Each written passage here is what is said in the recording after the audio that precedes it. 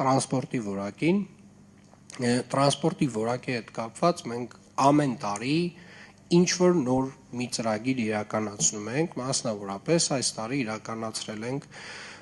արդեն իսկ կնքել ենք պայմանագիր 45 նոր տրոլեյբուսների գնման առումով, 12 մետրանոց, որոնք որ չափերով նույն մեր ման ավտոբուսների չափի են, եւ նրանք մատակարարվելու են 2026 թվականին առաջին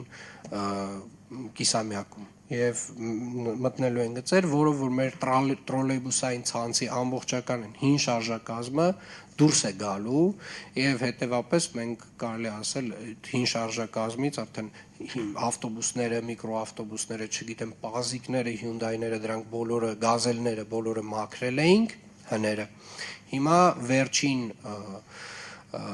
մեր հանրային տրանսպորտի Վերգետնյա հանրային տրանսպորտի շարժակազմերում տրոլեյբուսներն են, որ մնացել են որոշ տեղերում հին շարժակազմերով, շարժակազմերը եւ ավելանում են,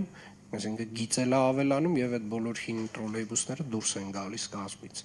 Տրանսպորտի ոլորտում իրականացրել են կանգառների նոր կահավորումներ եւ եթե նկատել եք, արդեն որոշ կանգառներում կան էլեկտրոնային էկրաններ, որտեղ որ երևում է մեր համակարգով ավտոբուսների ժամանման րոպեներ, այսինքն դու հստակ արդեն կանգառում ես կարողանում տեսնել, թե քանի րոպեից է ավտոբուսը գալու եւ սա հիմնականում են մարդկանց համար է, ովքեր որ չեն օգտվում սմարթ հեռախոսներից, սմարթ էլեկտրոնային միջոցներից, որովհետեւ այդ միջոցներից օգտվողները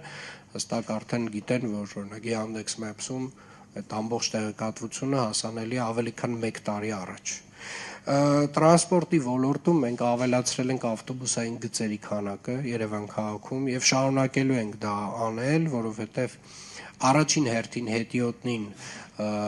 առաջնահերթություն տալ եւ երկրորդ հերթին հանրային տրանսպորտին առաջնահերթություն տալը այլընտրանք չունի։ Եվ իրականում մենք պետք է գիտակցենք, որ նաեւ խցանումների կառավարման տեսանկյունից մենք պետք է որոշակիորեն մեր շարժակազմերը ավելացնելով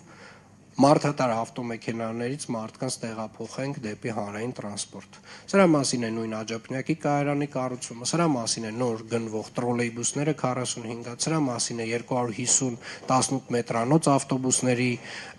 գնումը, որը պետք է իրականացնենք մոտ 2 տարի հետո։ Եվ կարծում եմ, այս ոլորտում մենք միջնաժամկետում ձեր ասած 3-ից 5 տարի հետո ունենալու ենք վերջնականացված հանրային տրանսպորտի բարեփոխում, ունենալու ենք ամբողջ շարժակազմ, որը որ պլանավորված էր այս քաղաքը սպասարկելու համար եւ ունենալու ենք ընթացքի մեջ Աջափնյակի կայարանի շինարարություն։ Подписывайтесь на наш новостной канал в Телеграме, чтобы не пропустить последние новости Армении.